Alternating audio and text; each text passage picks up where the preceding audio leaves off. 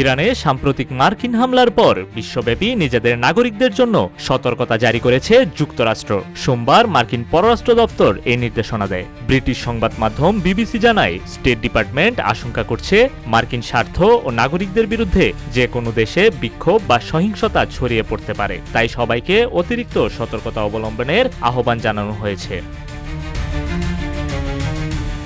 পররাষ্ট্র দপ্তরের বিবৃতিতে বলা হয়, বিশ্বের যে কোনো প্রান্তে মার্কিন নাগরিক ও সম্পদের বিরুদ্ধে বিক্ষোভ হতে পারে। পরিস্থিতির গুরুত্ব বিবেচনায় সবাইকে স্থানীয় নিরাপত্তা ও পরিস্থিতির দিকে নজর রাখতে হবে।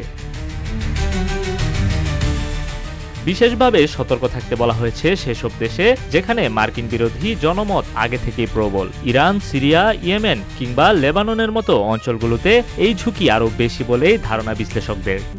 RICL TMX, যুগের পর যুগ স্থাপনা থাকে মজবুত।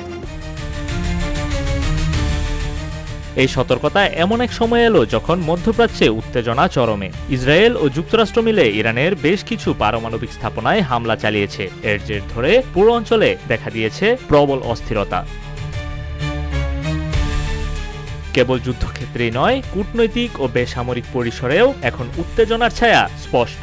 মার্কিন নাগরিকদের জন্য যুক্তরাষ্ট্রের সতর্কবার্তা সেই বাস্তবতারই প্রতিচ্ছবি। প্রশ্ন উঠেছে, এই সংঘাত কি কেবল সীমিত প্রতিক্রিয়া পর্যন্ত থাকবে, নাকি ছড়িয়ে পড়বে বৈশ্বিক নিরাপত্তা সংকটে?